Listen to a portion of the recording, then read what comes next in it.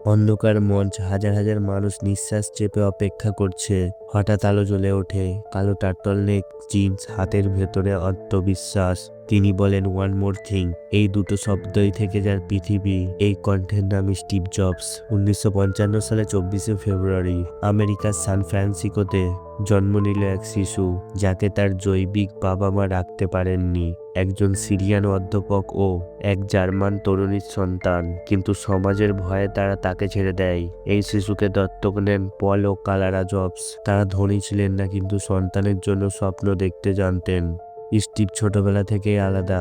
স্কুলের নিয়ম মানতে চাইতো না। শিক্ষকরা ভাবতেন এই ছেলে সমস্যা, কিন্তু তার মাথার ভেতরে চলতো অন্যরকম এক দুনিয়া। ইলেকট্রনিক সার্কিটস, রেডিও, এইসব খেলনাই ছিল তার আনন্দ। স্টিভ ভর্তি হন রেড কলেজে, কিন্তু পড়াশোনায় তার মন বসেনি।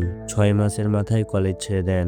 ঘুমাতেন বন্ধুর মেঝেতে, বোতল ফেরত দিয়ে খাবারের টাকা জোগাড় করতেন। ক্যালিগ্রাফি ক্লাসে বসে তিনি শিখলেন সৌন্দর্যের মানে, যা একদিন বদলে দেবে কম্পিউটারের স্ক্রিন।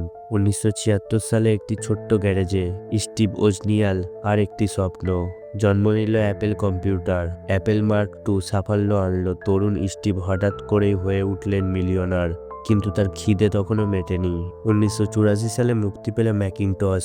বিজ্ঞাপন ইতিহাস হয়ে গেল, কিন্তু জবসের রাগ, জেদ আর নিয়ন্ত্রণের নেশা তার বিরুদ্ধে গেল। মাত্র 30 বছর বয়সে নিজেরই তৈরি করা কোম্পানি থেকে তাকে বের করে দেওয়া হলো। এটা ছিল তার জীবনের সবচেয়ে অন্ধকার সময়। তিনি করলেন নেক্সট, যা প্রথমে ব্যর্থ মনে হয়েছিল। একই সঙ্গে পিক্সেলও বিনিয়োগ করলেন। এই ব্যর্থতার মধ্যেই লুকিয়েছিল ভবিষ্যতের বীজ।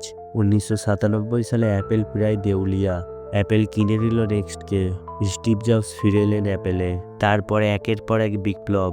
IMac, iPod, iTouch, iPhone, iPad. পৃথিবী আর আগের মতন রইল না। 2003 সালে ধরা পড়ল বিরল ক্যান্সার। স্টিভ লড়াই চালিয়ে গেলেন মঞ্চে, কিন্তু শরীর ধীরে ধীরে হার মানছিল। 2015 সালে 15ই অক্টোবর একটি যুগ থেমে গেল। স্টিভ জবস মারা গেলেন, বয়স মাত্র 56। স্টিভ জবস আমাদের শিখিয়ে গেলেন, ভিন্নভাবে ভাবার সাহসী ভবিষ্যৎ তৈরি করে।